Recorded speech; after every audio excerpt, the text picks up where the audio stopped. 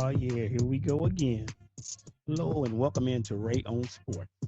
I am your host, Johnny Ray. In this podcast, we talk all things sports from my own opinion. You may agree or you may disagree, but all I do is ask that you listen. So come on in, buckle up, and let's take this ride. Good morning, good morning, good morning, and welcome again, once again, to Ray on Sports. I am your host, Johnny Ray, here with another live podcast coming to you live on Facebook and on YouTube. And remember, if you miss any of this interview, you can always catch it on Apple Podcasts, on Spotify, on Buzzsprout, or anywhere you get. I'm even on Amazon, so anywhere you get your podcast from, you can catch this episode. So for this week episode, I have another special guest. Today I have Mr. Garrett Stapleton. Garrett Stapleton is coming in today. So I'm going to have him come in. We're going to talk a little bit about his new book called Fourth and Long, the Gridiron Parable, and some other things, whatever he wants to talk about. So as of right now, let's bring him in, Mr. Garrett Stapleton. Hi, how are you doing? Good morning, Thank you sir. very How much. are you? I'm doing very well. Thank you for having me. Thank you for being here, sir. I appreciate it. So Mr. Stapleton is a first-time author who surprised himself by accomplishing his dream. He is grateful for the support he has received along the way. He's currently working on his second book and is a retired 23-year-old veteran of the Boston Fire Department. He was raised in South Boston, Massachusetts. He has a deep love for sports, and in his book, Fourth and Long, a Gridiron Parable, he used football as a vehicle to explore life's challenges and triumphs. He has two daughters, Courtney and January, four grandchildren, Max, Summer, Lennon, and Rowan. Writing for him has always been a rewarding process, and he found a formula that works. So, Mr. Stapleton, welcome to the show, sir. Thank you. It's my pleasure being here. I'm going to enjoy this very much. All right. So, just to give us a little, if you want to give us some more background on you as a person and as your career. I was a Boston firefighter for 23 years. My father was commissioner of the Boston Fire Department back in the 80s, and he pointed myself and my brother in that direction. And being a firefighter is a very rewarding career. It's you just don't question that you're contributing something to society because you know you are. And people look up to firefighters because firefighters provide solutions to horrific problems. So they are admired for that. And I kind of chuckle when people say to me, we're running out of a building and you guys are running in, you're crazy. And I try to tell them that, you've been wakened in the middle of the night to one of the worst nights of your life. We're coming there expecting this and we're dressed for it. We have tools for it and we have ways to handle it. So I never really looked at the job as, crazy guys running into a burning building. I just looked at it as an exciting job. And, you get friends from all over the country that are other firefighters. You go to conventions, things like that. And it's a unique situation that it really can't be explained to someone unless you're actually performing the job yourself. But you're very close to your coworkers, and there's a brotherhood there and a sisterhood there that lasts beyond the years that you're on the job. Wow, that's awesome, sir. And I applaud you, and I take my hat off to you as being a firefighter because I don't know the world of firefighting, but I know it's a dangerous job, and I applaud you for taking that as your mantle to decide that you want to fight fires and want to save lives because we need people like that. And no matter what people say, we salute you, we applaud you because you're one of the valuable people in this world. So we thank you for that. Well, thank you. And the pleasure was all mine, believe me. Okay. All right. So let's get into, because, and you have a new book out called Fourth and Long, a Gridiron Parable. I just want to let you know that I did order the book and it's on its way, so I should have it by Friday because I read a little bit about it and it's all it looks awesome. So I'm looking forward to reading it. For those who don't know about the book, it's a fictional tale of Matthew Gordon, a high school freshman with Down syndrome. Initially shunned and bullied, he manages to find acceptance and admiration in the most unlikely place simply by being himself. So for those who want to get the book, I guarantee it's a good read. I haven't got it yet, but when I get it, I will share it. I will share my comments and my views on it. But I think it's going to be an amazing book. So, Mr. Stapleton, what inspired you to write the book in the first place? Well, first of all, thank you very much for saying that. I appreciate it, and I appreciate you ordering the book, and I do hope that you enjoy it. The story was inspired by a story I saw almost 20 years ago. There was a autistic senior in high school who was part of the basketball team, but he didn't play. And since it was his senior year and it was the last game of the season, the coach decided to dress him and maybe put him into the game. So as things played out, there were about 4 minutes left in the game, and sure enough, the coach put him in, and he turned into LeBron James. He just started throwing up shots from all over the place, missed a handful of them before he found his range, and then didn't miss any. And he ended up scoring 20 points in the last 4 minutes of the game. He was the leading scorer of the game. And when the game ended, they all ran onto the court and carried him off in a triumph. So that story was the best feel-good sports story that I'd ever seen. And it always stayed with me in the back of my mind because it was just such a unique and great story. I mean, he was just over the moon after the game. So that was really the inspiration for the book. I got an idea around 2016, 2017 of maybe writing a book, and that story was in my head. So I decided I was going to create a character with some sort of a situation that made him different from everyone else, and then set up an obstacle course in his life and see how he could maneuver his way around these different blockages and to see if he could ultimately be accepted and even succeed. So that's where the idea came from. Wow. Okay. Wow, that's awesome, sir. That is very awesome. So for my viewers, can you share your writing process and how do you manage to stay motivated? My writing process was first thing in the morning, a big cup of coffee and right to it. And this is my first book. I am working on a second one, but this is my first book.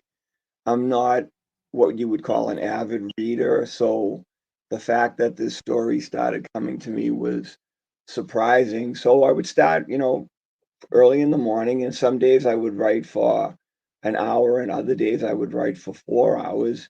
And I just had this story coming to me. It almost felt like an out of body experience. I never sat down to a blank screen and thought, well, what do I do now? The story was just there. It was almost like someone was sending it to me. And after I wrote the first couple of chapters, my brother had written a children's book back in the 2000s, and my father had written 11 books about the Boston Fire Department. So I gave them those chapters, and I was only interested in was the writing good enough. I didn't want to embarrass myself, and of course, I wanted their approval, but I wasn't that concerned with whether they liked the story or not. I just wanted to know if I was presenting it in a professional way. And it's so important to have someone in your life that is your champion, your family behind you. If you're lucky enough to have a good family situation and they champion your cause, that means so much to anyone.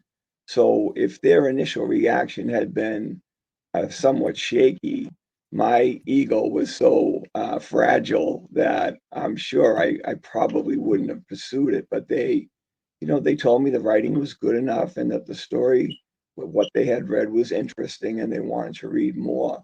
So I just kept at it every day, early in the morning and with no set agenda of how long it's going to be. And I find that when I'm writing a book, if I get to a point in the story and I really don't know which way to go, I'm stuck, or I'm just a little confused about which direction, that's when I stop, because I tell myself that I'm losing focus.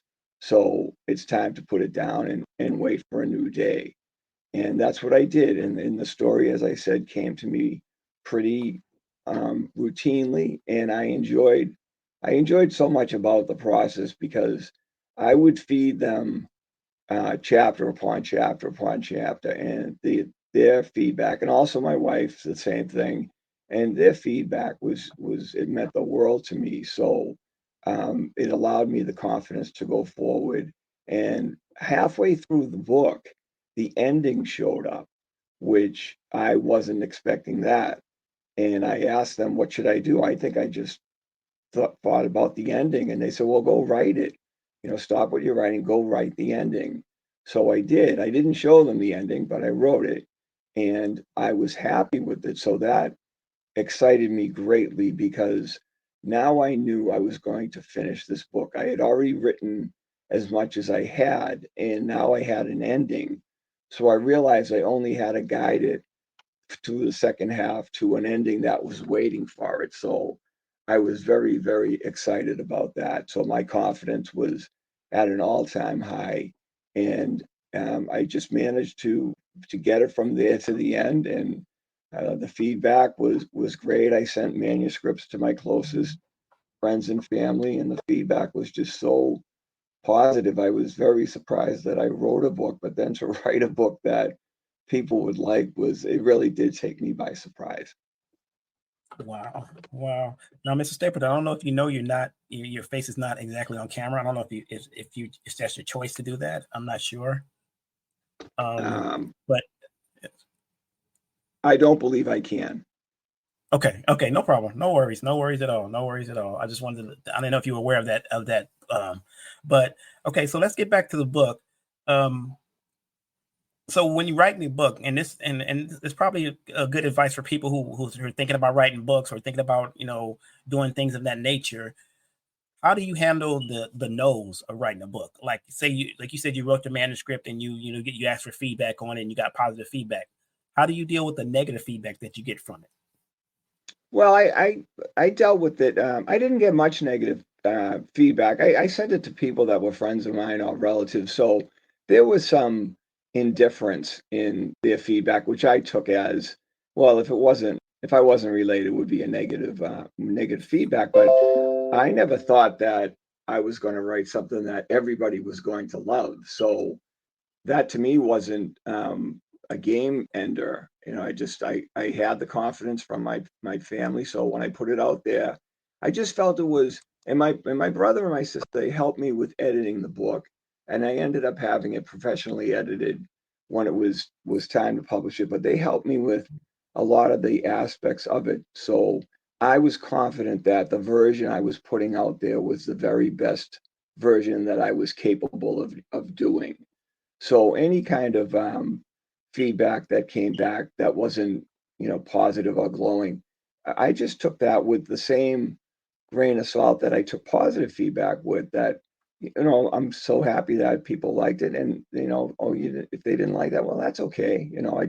I wanted honest feedback on it. So it just it didn't really surprise me. Like I said, it was nothing was over the top, because, like I said, these were my friends and my family. If it come from a critic maybe that didn't like it, it would have been harsher. But that wasn't the situation that I had.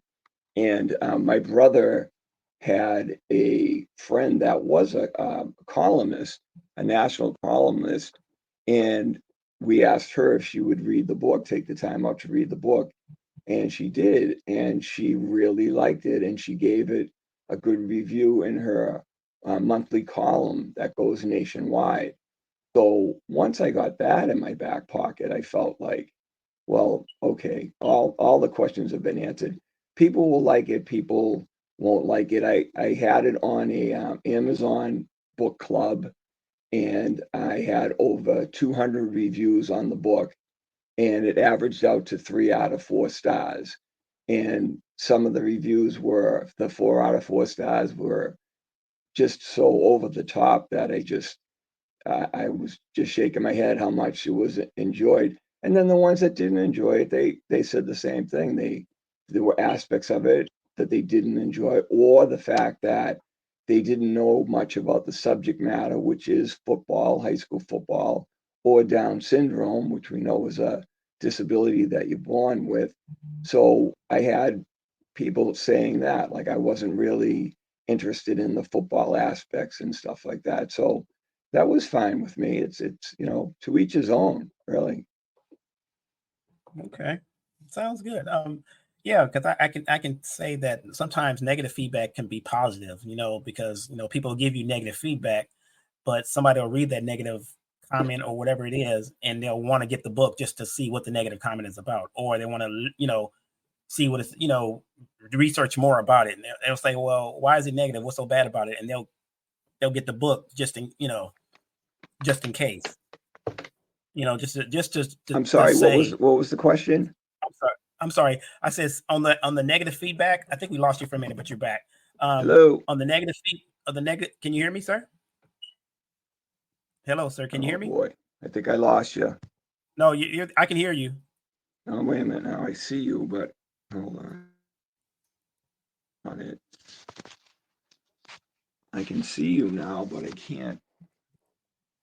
But we're not. We've lost connection here. I don't know what happened. We're having just a little technical issue. We'll be back on Radio on Sports. We're just having a little technical issue with the audio, but we're good.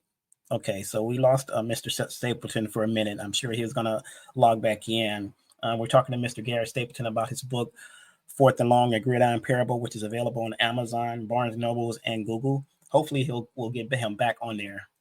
But in the meantime, while we're waiting on him to come back, let's talk some NFL. Since he's not here right now, let's talk NFL football. There he is. Okay, he's coming back in. Hold on 1 second. Let me bring him back in. Sorry, are you there? I am. I Okay, don't know what there I you did. go. I don't know what I did wrong, but I am. Okay, we're good. We're good. No problem. No worries. No worries.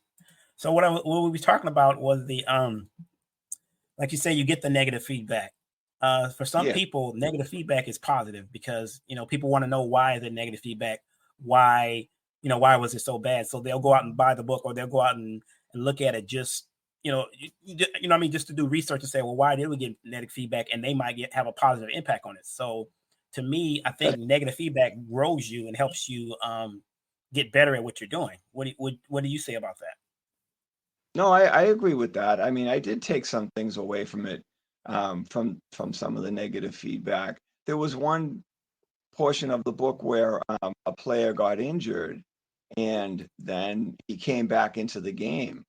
And as I was writing it, I was writing it as him um, playing despite all the odds against him. He wanted really to come back in the game. And someone wrote on their review that this is what's the problem with sports in general is here's a player that was injured, and now you're putting him back into the game. So for that person reviewing it, that was a negative aspect of the book. That was the only one I received like that. But when I read that, I just thought to myself, I never really considered that situation. The injury itself wasn't major, so I just didn't really dwell on that. But someone else obviously did, and so it didn't really change anything of how I finished. The book was finished, but it did make me think a little bit. Well, yeah, there is a different side to this that people could say. Once you are injured, you should never go back into a game. So that was something that I took away from a negative review. A few of the reviews were funny because they came from Europe, and football is soccer around the world. Right. So Right. I had reviews from someone that said, I bought this book and thought this was going to be about football, but now it's about American football. So I hadn't thought of that either, but I got very good reviews from people from Europe that one woman wrote, I had no idea what I was going to read because of my misconception of what this was about. But when I read it, it was described very well, so I understood what was going along through the book. And football is the vehicle that drives the book, but I didn't want football to dominate the book.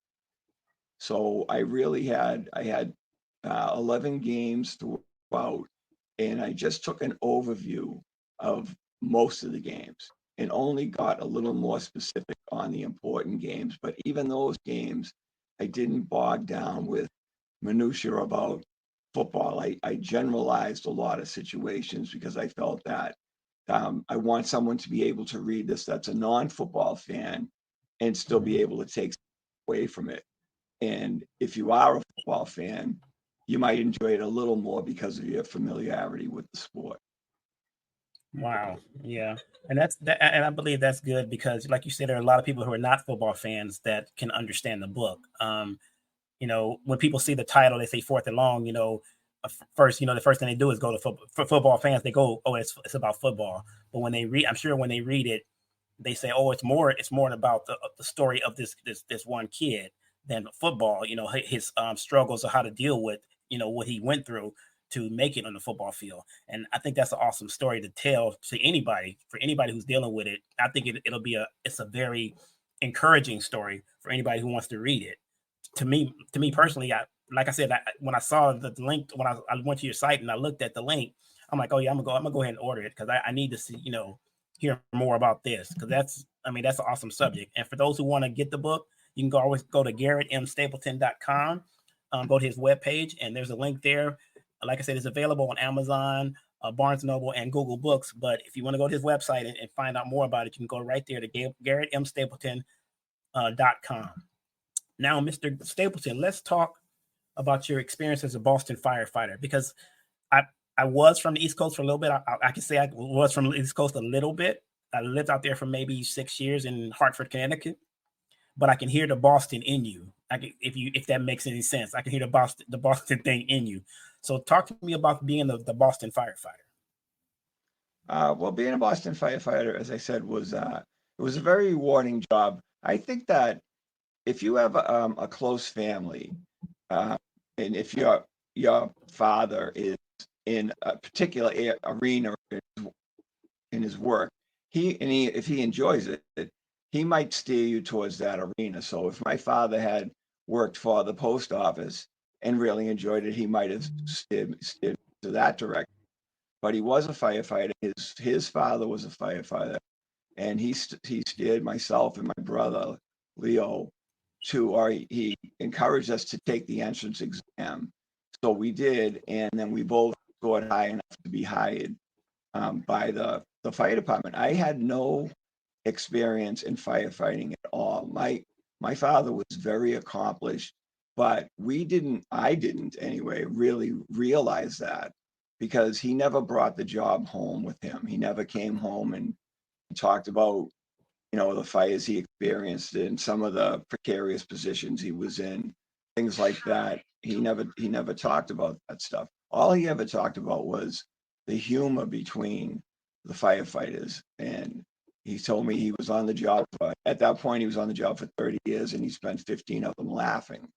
So that was all I needed to hear. So we went through drill school academy, everything. I was assigned in downtown Boston, and it was just a wonderful job. I loved every aspect about the job, and there's dangerous aspects to the job, and I'm not saying I love to be in a dangerous aspect, but they train you to perform your job in those kind of situations. No one, no one is born with that kind of an instinct. Maybe some people. I don't think the average person is. I think if you're in a situation and you hear about, there's a child out in the street about to be run over, and so you dive out and push that child out of the way, and you get hit by the car. Of course, everybody wants to believe that they would be that person, but you don't know that until you're in that kind of a situation. So when you become a firefighter, they do a lot of training for you. So you're in a lot of smoky buildings, the same building, they light it on fire every day and they put obstacles in there. And um, are the things that will have the fire spreading at a rapid pace, and they teach you how to react in those situations. So whenever I went to a fire, I had that kind of training to fall back on. And you do have stuff to do. I was on an engine company, so I was either hooking up to a fire hydrant and supplying water, or I was on the line going into the building to suppress the fire. So you have these steps in mind that this is what you're going to do. You don't show up at a fire and just see a burning building and say, "Oh my goodness, someone should call the fire department." No, that's us. So you got to go do what you've been taught to do. And there's no feeling really to describe how you feel after a fire is knocked down, because hopefully you've saved lives that were in danger. And also you want to save the property that's involved as well. You don't want people to have to be relocated. There's times that we don't have any control over that, but we want to try to knock the fire down as quickly as possible and minimize the damage. So when you accomplish those kinds of things, the adrenaline rush is unmatched in anything I've ever done in my life. I played a lot of sports. I never had the adrenaline rush I had as a Boston firefighter. And like I said, there's a lot of downtime when you're a firefighter, especially on the day tours, because people are up and they're working and they're awake. So fires typically don't get out of hand because they're noticed by someone. You can still have a bad fire in the daytime, but my point is the majority of people are awake and they may notice something and put it out themselves or call someone quickly. At nighttime, when everybody's asleep, that's when you get the majority of fires. So as a firefighter in the daytime, you go through a checklist of things that you want to accomplish, making sure the apparatus is running properly, operating properly, making sure your gear is in the right place so you can get on the apparatus as fast as you can. And once you've accomplished all that, then the day is yours. You can study for a promotion. You can read a book. You can do whatever you want to do. You're just waiting for that call. So with that kind of downtime in the day tour, there's a lot of practical jokes that went on that were hilarious. I always describe fire department as like going back to high school, because Wow. it was it's like a bunch of guys running around and just playing tricks on each other. But that bonds you to another person. When you're a firefighter, you're working. When I worked, it was 10-hour day shifts and 14-hour night shifts. Now they work 24-hour shifts. So you're with that person over a period of time at every specific time of day or night. So you see how they react in the middle of the night when they're awakened to go to a fire, or you see how they eat dinner, or you just see how the gods are really off that exist in polite society.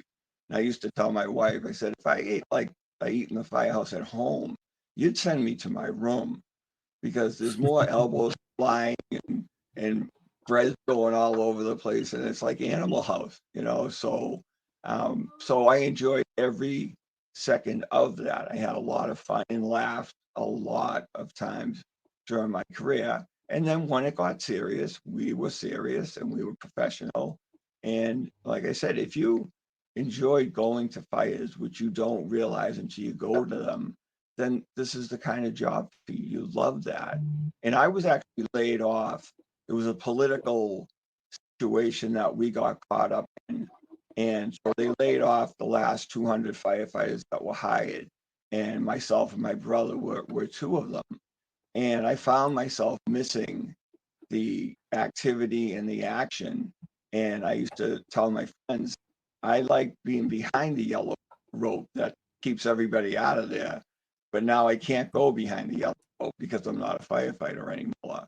So that was a very long year. Once the politicians finally shook hands and made up, we were reinstated. And it was great to get back to the job because I had enjoyed it. So I hope I'm not rambling on, but I mean, it's just a very, very unique career, and it's a very rewarding career. And there's a ton of laughing that goes on along the way. Oh no, you're not rambling on, sir. I'm soaking up every moment of this. I love it because I love to hear, because people, I think people see like the shows that they have now, like the 911 shows, about the firefighting, and think it's all that. It's the glamorous part. They never. I don't think sometimes they show the horrific part of like someone not making it, you losing lives, because of the fires and things like that. But from your perspective, because you've been there, you're giving us a different perspective on it and letting people know that it's something that's very serious. Like you said, it's a brotherhood. I would say it's a brotherhood between firefighters because you guys spend so much time together, and you need that. I think you need that brotherhood and teammates as far as when you go out to fight a fire. That person next to you got your back. The person next to you is going to look out for you. That's a very good point that you're making, because that is one of the big motivators when you're at a fire is you don't want to let anyone down and they don't want to let you down, and these people inside out. So you can be in risky situations, but that's overridden by your desire to keep your end of the deal so that you're protecting your co-workers and they're protecting you. You have to count on each other that you're going to be there and you're going to stay through thick and thin. And that's what happens on that job. It's just, Wow. you just don't want to be the one that, for whatever reason, you made a mistake, or you weren't where you were supposed to be. And I think that fuels a lot of the behavior. And I know that fueled me. I'm not trying to tell you that I'm the bravest man in the world, all that. I'm far from it. But I wasn't going to be the guy that was not going to run into the building. So, especially with all these people that I grew to love. So it is a brotherhood and a sisterhood. And you learn to love these people. So it's a second family. So I'm not letting down my first family. No one's going to let down their first family. So my second family, I'm not letting them down either. So that's a lot of the fuel that you're provided that drives you through these situations. And if you're at a fire that has tragic consequences to it, it's very, very sad. But you really have to divorce yourself from that, because you wouldn't go any more to fires if you really got involved, personally involved, with victims of a burning, of a house fire, or any situation like that, a car accident. You just have to separate yourself from that, and it's just a fact of life. You Wow. can't internalize every situation you go to. You drive yourself crazy. So you're compassionate on one hand, but then once it's all said and done, you just have to be on to the next one, and just move on with your life. Wow. Wow. That's deep. That's deep. And I've heard that from, different people in different professions saying how, you want to be compassionate, but it's on to the next job, or it's on to the next fire. It's on to the next thing. But you feel compassion at that moment for that family, for that person who lost whatever it was. But you have a job to do. In the back of your mind, you got to say, I still got a job to do. I still got to move on from this. So, talk to someone. Have you had, or let's put it like this: have you had anyone in your fire department who just took it to heart too much, and that came in and said, I can't do this anymore. It's just too stressful for me, or No, the I or never, the I never emotional ran. stress was too much for them. Have you had anybody like that? No, I never ran Okay. into that. I mean, there were situations where, you know, someone would be rattled. I might have been rattled at the end of a fire or something like that. But it's such a family. When they come back instinctively, everybody knows what page they're on. So if someone was struggling with something like that, there'd be someone right there to, if they wanted to talk about it, they wanted to tell them, what had upset them so much and things like that. And it was a lot of experience that was in the fire station with you. So you could share those experiences, and you could understand that experience and then help someone to overcome that. But I really didn't find that on a major level. You really are overwhelmed with the gratitude from the public. It's very rewarding. I mean, people, there's a term for people that want to come and watch a fire, and they're called sparks. and anybody can be a spark. I think you're born with it. Really? And if there's a fire, so some people just like to watch fires, and so we'd have politicians, we'd have dignitaries, we could have anybody show up to watch a fire at 2 o'clock in the morning in downtown Boston. So um, so they were always there. So they would, especially the younger ones, they would want to be a part of it. Now, obviously, they can't be a part of it, but when the fire is all knocked down, all said and done, we have to put away our equipment. And for an engine man, you have to roll up the hose. You may have run 10 lengths of 50-foot hose for 500 feet of hose to reach the fire and put the fire out. So afterwards, you have to break them down and then roll them up in donut rolls, put them on the back step and bring them back to work and change it out for drier ones. So the sparks would stand there. And I remember one fire, one of them came up to me and said, would it be all right if we rolled up the hose for you? And we all looked at each other like, absolutely, So we were like, yeah, that would be great. That would be great. And they left that, I'm sure that made their month. They left there feeling like, they had actually contributed to helping take care of a fire, So that to me was really, and I mean, we had a very famous conductor in Boston, and he would come to a lot of fires. And at first I was really thrown by it, but then I just got used to seeing him there. It's just something that people are born with, that they are attracted to fire, and you'll see stuff in entertainment, a fire breathing dragon, or some kind of a pyrotechnic situation if you go to a show or something like that. And people are mesmerized by that aspect of it, and some much more than others. So you'd see that at almost every fire. There'd be a crowd of people that would come just because they wanted to watch it. Wow. Wow. Now, see, I'm over here in California, so I don't know if you know about the fires we're dealing with. We're dealing with the brush fires Yes. and the mountain. There's one called the airport fire, and I'm actually about 40 miles away from that fire, 40 to 50 miles away. So from my house, I can actually see the clouds, the dark clouds, and things like that. Because I'm up in about 50 miles north of LA.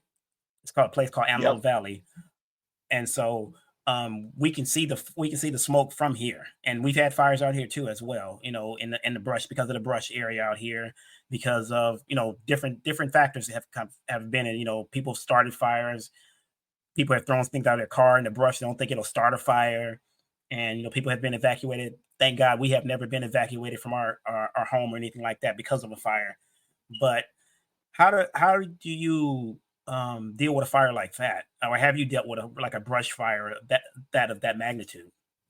I've dealt with a couple of brush fires, but nothing of that magnitude. And I really respect, above and beyond, in the fire department, firefighting service, the people that are fighting those kinds of fires, because they are extremely dangerous. The fire will cause a wind itself, so the fire can turn on a dime, and you might be in a situation that you think is tenable, and all of a sudden it's not. And I know that they're lugging all this equipment hundreds of yards, and they're working their way through brush and all sorts of obstacles. The heat out there, like everywhere else, it's warmer than it used to be. So when I watch Mhm. that on television, I just have so much respect for them. And they are really performing, in my mind, the most arduous kind of firefighting that one can perform, it with absolutely no guarantee that you're going to get out of there. I mean, we had no guarantees we'd get out of a building fire, but the building wasn't going to chase you down the street.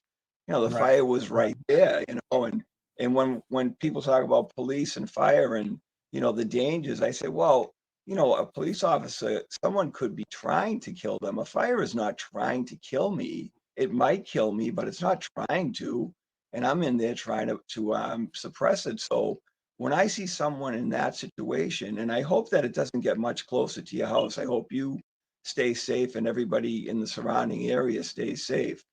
When I see that kind of a situation, those those those are heroes. Those are really courageous firefighters, and my hat goes off to them. They're unbelievable in my opinion. Wow. Yes, they are. And we our hats are off to, the ones that are out there fighting right now. We salute them. We praise them. We cherish them for, going out there, just for going out there, knowing there's that kind of fire and how it could spread and how the wind changes and, how much damage it can do. And, our hearts go out to the families that live up there. We used to, the area that's the fire in, I used to drive through it and be like, well, how can somebody build a house out here? But, to each its own. But when a fire like that happens, and I've talked to people who live in those kind of areas, and they talk about the fire insurance, how high the fire insurance is for them because of the area they live in. It has to cover this, it has to cover that, and there's different insurance for different things. And I'm like, well, why? I asked the question. I said, well, why do you live up here if you know it's a fire hazard? And they're like, well, because we love it out here. It's peaceful, it's calm. If there's not a fire, it's peaceful and calm out here to live out here. And I get it, I understand it. It's just like asking somebody, why do you live in a hurricane alley or tornado alley when there's tornadoes every year? That's their choice, and I respect their choices. And like I said, my heart goes out to those families. My heart goes out to the firefighters that are out there. We haven't heard any reports of any firefighters that are losing their lives out there so far, and we pray that nothing like that happens. So thank you for Yeah, your kind words as well. Go ahead, sir. yeah. I'm sorry. Go ahead. You made another good point too. And we are located. I look in the Midwest with the hurricanes that come through there, and because the weather's changing, they're more often and they're really severe. And when I see people say they're going to rebuild and stay there because that's their way of life, I really I kind of shake my head on one hand, and then I admire them on the other, because you're putting yourself in a situation where every year there's going to be these weather occurrences. So for myself, I wouldn't put myself in that situation. Some people are in a situation they can't get out of. Right. You're born in a place and circumstances and all that, and you just can't pick up your bags and leave. This is your whole way of life. So I can understand that.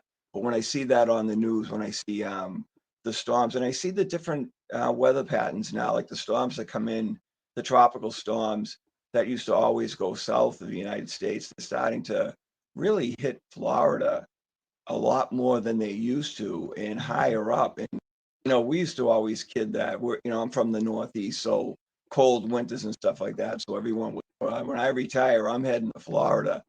And I look at it now and I'm like, I'm not heading to Florida, because I could just, you look at the weather forecast and the amount of rain that's coming down in places that don't typically get a lot of. I went out to Las Vegas years ago, and their forecast was for a quarter of an inch of rain, and they have no Mhm. drainage there.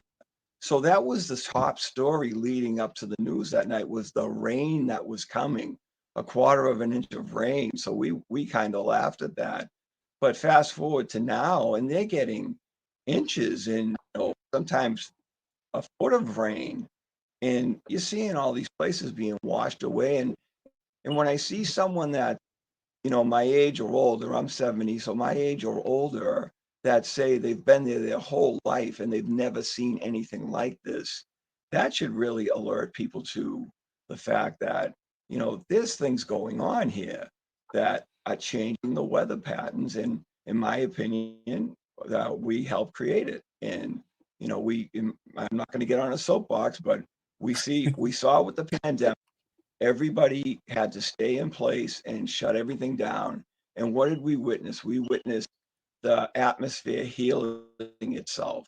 And I was used to seeing people in the Far East that wore masks every day because of the air quality. And suddenly they didn't have them on. They had cloudless, sunny days. And the water became clearer. And marine life that had gone away decades earlier returned. So the planet basically said to us, if you stop polluting me, I can fix myself and it can be better for everyone. But there's people that aren't listening to that. Some people don't even believe it's a real thing. And Right. I just am amazed. I turn on your TV and just watch. And when it starts snowing in Hawaii, it ought to grab your attention. Exactly. Exactly. Yeah, we're here on Rayon Sports with Mr. Garrett Stapleton, 23-year-old Boston firefighter who wrote a book called Fourth and Long, a Gridiron Parable. I encourage you guys to go out and get the book. Mr. Stapleton, let's switch gears a little bit. Um, how do you think sports, particularly football, shapes character and life skills? Well, I think sports. I pick sports for this because of the size of uh, people that are involved. You usually have about 45 players on each team, so you've got 90 football players, high school kids. So there's plenty of areas to come up with storylines and situations that are happening and stuff like that. And it also shows like the hierarchy in life in football. There are stars and there are starters, and then there are backups and there are bench warmers. And in the book, my character, Matty Gordon, he became the water boy for the football team. And that was the first time he had been accepted by a community. And he really bonded with the bench warmers because they were getting the verbal taunts from the starters if the starters were having an off day. So that was the first time that he witnessed someone other than himself being made fun of. So he really could identify with them. And they accepted him immediately. And the rest of the team warmed up to him over a certain period of time. So he actually found a place for himself in high school. He was having so many problems. He was being bullied. He was being picked on. And he wanted nothing to do with high school, just wanted to get out of there. And now he found acceptance. So particularly in football, I picked it for that reason. But in sports in general, I mean, sports is like life. There are people that will perform better than you, the same as you, and not as good as you or as well as you. So it just shows you the dynamic of what life is. And I feel that if you do play any kind of a competitive thing, I used to play a lot of chess when I was younger, and losing in chess would be devastating to me. I don't know why it would be. I wasn't very good, but you just learn real world things. Everybody, if you have a good family background, they try to protect you and keep you as safe as they possibly can, and encourage you and try to be optimistic. You have to go out into the real world and find out what it's really going to be about. And I think sports is a real answer to what society is like. It's from people are coming from everywhere with different talents, and they're performing to the best of their ability. And sometimes they fall short of their goals. And sometime in life, you might fall short of your goal, but that doesn't mean you should stop trying to attain it. It should help you become more determined to find a way to succeed. But it really, in my opinion, sports showcase what happens every day to people in the real world. Wow. Wow. That's awesome. That is awesome. Wow, I mean, there's some rich things they call them, I guess they call them rich nuggets that you're dropping on people today, and Well, I appreciate you for taking time. Yeah, go it ahead, was sir. I'm funny, sorry. guys. No, it's okay. It was pointed out to me that there were valuable life lessons in the book, and my reaction was there were. I wasn't really dwelling on that, but I had a lot of Wow. people tell me you're giving out a lot of good advice in that book, and I said, well, there's a first time for anything, I guess. So that was surprising when I heard that too. And the whole situation for me has been very rewarding. Now, I just want to say I'm writing a second book, which I didn't know I Okay. had a first. I didn't know I had a first book in me. So now I'm writing a second one. And someone had said that to me. I really enjoyed your first book. When's your second one coming out? And I just thought to myself, there is no second book. And my brother said to me, well, why don't you just write what you know? Write what you know and see if anything comes of it. So I've been doing that. And this has been more difficult than the first book, but it hasn't discouraged me. And it's actually made me try a little harder than I had to with the first one.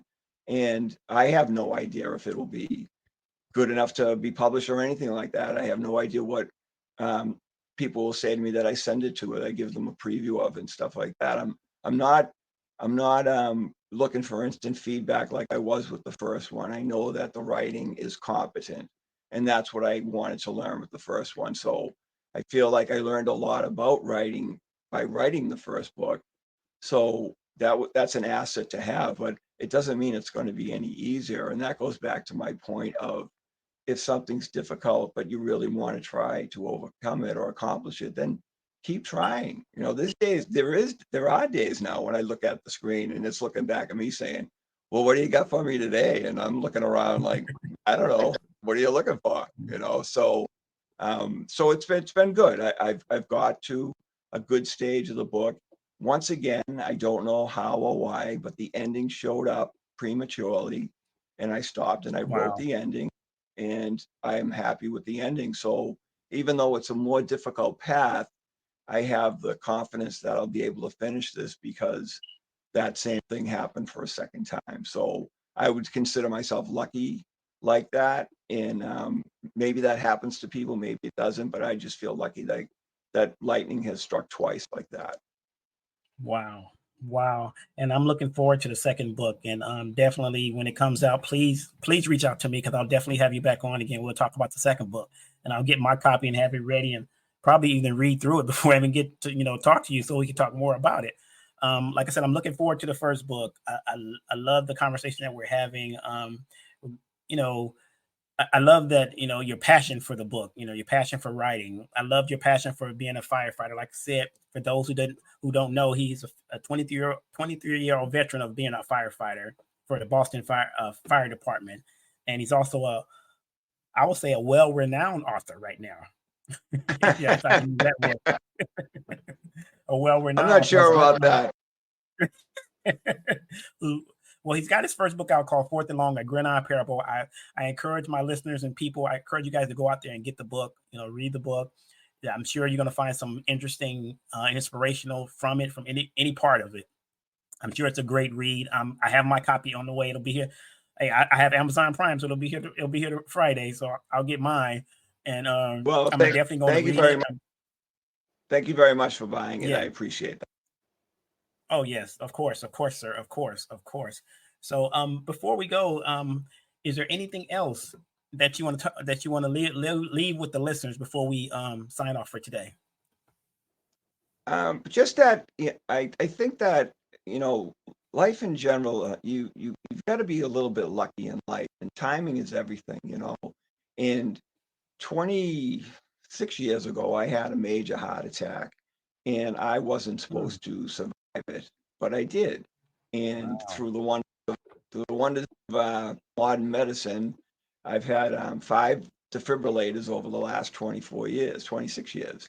So I consider myself a very lucky person. So, the day-to-day things that would normally bring you down, I really don't dwell on them unless they're really important. I would just say, don't sweat the small stuff.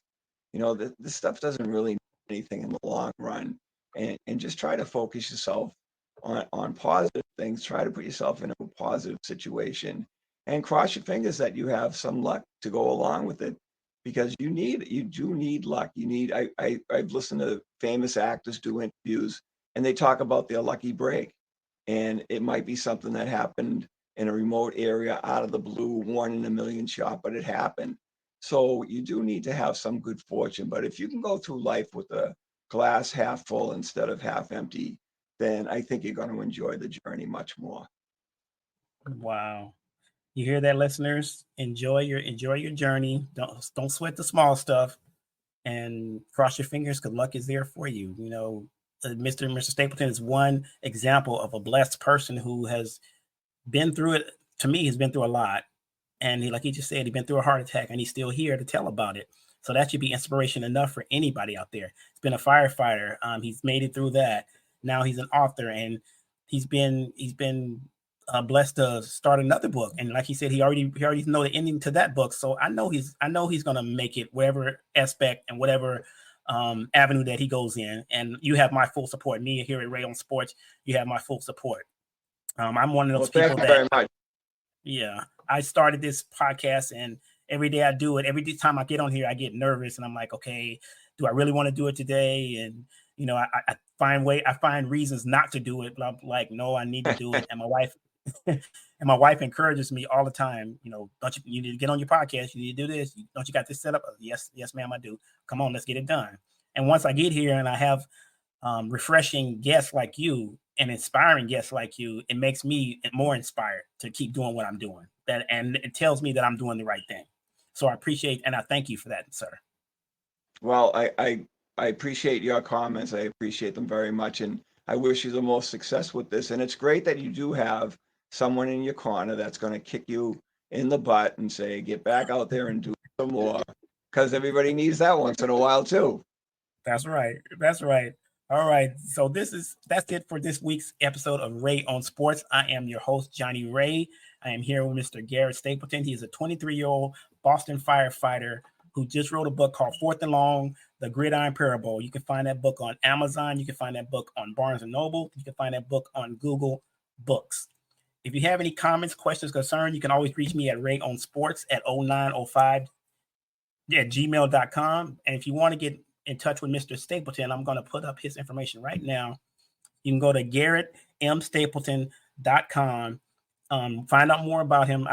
Guys, please go there. Listen to him. It's Garrett, GarrettStapleton.com. Go to his website. Check it out. Check out the book. If you have time, buy the book. It's not expensive. So don't think it's an astronomical fee, because I got a copy and it's not expensive at all. So get the book, read the book.